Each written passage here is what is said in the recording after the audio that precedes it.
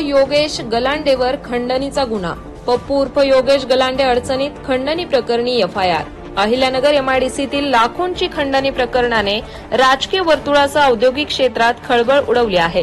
पोलिसात दाखल झालेल्या फिर्यादीप्रमाणे शिवसेना युवा सेना जिल्हा प्रमुख आणि स्वराज्य कामगार संघटनेचे अध्यक्ष पप्पू उर्फ योगेश चंद्रकांत गलांडे आणि त्यांचा साथीदार दत्तात्रय तपकिरे यांच्यावर गेल्या 2 वर्षात 6 लाख रुपयांची खंडणी उकळल्याचा गंभीर आरोप करण्यात आला. फिर्यादीच्या म्हणण्यानुसार एक्साईड इंडस्ट्रीजकडून मिळणारे जॉब वर्क चालू ठेवण्यासाठी प्रत्येक ऑर्डरवर 10% रक्कम द्यावी लागेल असा दबाव टाकून पैशासाठी वारंवार धमक्या देण्यात आल्या. पैशांचा प्रवाह थांबल्यानंतरही भविष्यात एमआयडीसी मधून कोणतेही काम मिळू देणार नाही अशा स्पष्ट धमक्या देण्यात आल्याचे तक्रारीत नमूद आहे. पोलिसांनी या गंभीर प्रकरणी गुन्हा दाखल करून तपास सुरू केला आहे. या खंडणी प्रकरणात राजकीय हस्तक्षेप आणि उद्योग क्षेत्रावरचा दबाव यावर आता चर्चा रंगली आहे. पुढील तपासात अजून धक्कादायक उघड होण्याची शक्यता वर्तवली जात आहे. मी चिरंजीव दत्तात्रय गाडवे, राहणार गोलेगाव फाटा कनेक्ट. मी आज एमआयडीसी पोलीस ठाण्यात एक तक्रार दाखल केलेली आहे.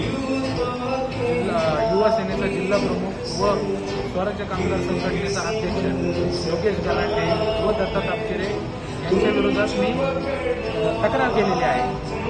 मला मागील गेल्या 3 वर्षापासून योगेश गलांडे व दत्ता तपकिरे हे मला शीतल इंडस्ट्रीज नावाची एक कंपनी आहे, तिथं ऑफिसमध्ये बोलवून फोन करून तिथं बोलवून मला धमकावतात.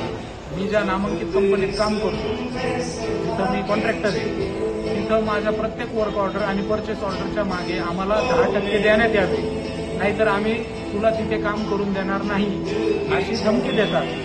आणि जर मी पैसे देण्यास नकार दिला तर तुला आम्ही जीवच मारू किंवा कंपनीच्या मॅनेजमेंटशी बोलून आम्ही तुझं व्हेंडर कोड ब्लॅकलिस्ट करू अशी वारंवार मला धमकी देतात.